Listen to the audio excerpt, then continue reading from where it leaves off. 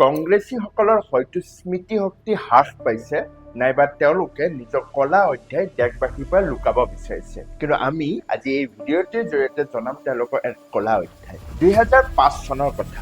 সেই সময়ত সকলো বাতৰি মুখ্য শিৰোনামত আছিল সোনিয়া গান্ধীয়ে নবীন চাওলাক মুখ্য নিৰ্বাচনী আয়ুক্ত হিচাপে নিযুক্তি দিলে এতিয়া আমাক মাত্ৰ কংগ্ৰেছে এটা প্ৰশ্নৰ উত্তৰ দিয়ক যে 2005 চনত সোনিয়া গান্ধী কোনটো পদত আছিল তেওঁলোকে নজনালেও আমি সকলোৱে জানো যে সেই সময়ত সোনিয়া গান্ধী কেৱল এগৰাকী সাংসদ আছিল এগৰাকী সাংসদ হিচাপেও কংগ্ৰেছে নিৰ্বাচনী আয়োগক ঘৰৰ পোহনীয়া কুকুৰৰ দৰে ব্যৱহাৰ কৰিছিল এতিয়া সেই একেই কংগ্ৰেছে আজি আমাক কৈ আছে যে নিৰ্বাচন আয়োগক মোদী চৰকাৰে নিয়ন্ত্ৰণ কৰি আছে আচলতে এয়া যেন সাপে সাপৰ ঠেং দেখা টাইপৰ এটা কথা হৈ পৰিছে ৰাষ্ট্ৰীয় এজেন্সিসমূহক বা নিৰ্বাচন আয়োগক কংগ্ৰেছে যিদৰে নিজৰ পৈতৃক সম্পত্তিৰ দৰে ব্যৱহাৰ কৰিছিল সেই কথা কংগ্ৰেছে আজি দেশবাসীৰ পৰা লুকাব বিচাৰিলেও আমাৰ দেশৰ প্ৰত্যেকজন নাগৰিকে জানে ব্যৱহাৰ কৰিছিল আমাৰ এই এজেন্সিসমূহক গণতন্ত্ৰ হত্যাকাৰী কংগ্ৰেছে আজি গণতন্ত্ৰ ৰক্ষাৰ কথা ক'বলৈ হয়তো লাজ কৰিব লাগিছিল আচলতে কাৰণ জৱাহৰলাল নেহৰুৱে দেশৰ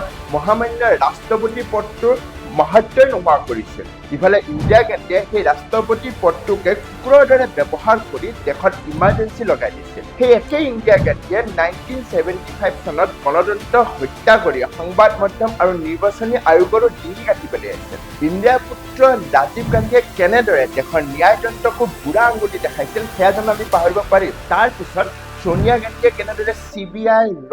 IB, ECI বা ভাৰতীয় সেনাকো শ্ৰমিক মজদুৰৰ দৰে ব্যৱহাৰ কৰিছিল সেয়া আমাৰ দেশবাসীয়ে কেতিয়াও পাহৰা নাই গতিকে কংগ্ৰেছে আজি মোদীৰ ওপৰত ব্লেম লোৱাৰ আগতে নিজৰ কলা অধ্যায়বোৰ মনত পেলাই এবাৰ চাব লাগে কাৰণ দেশবাসীয়ে সকলো দেখিছে কোনে কি কৰি আছে শেষত কওঁ কংগ্ৰেছে নিজকে নৈতিকতাৰ চাৰ্টিফিকেট আৰু আনক ভ্ৰষ্টাচাৰ চাৰ্টিফিকেট দিয়াটো বন্ধ কৰক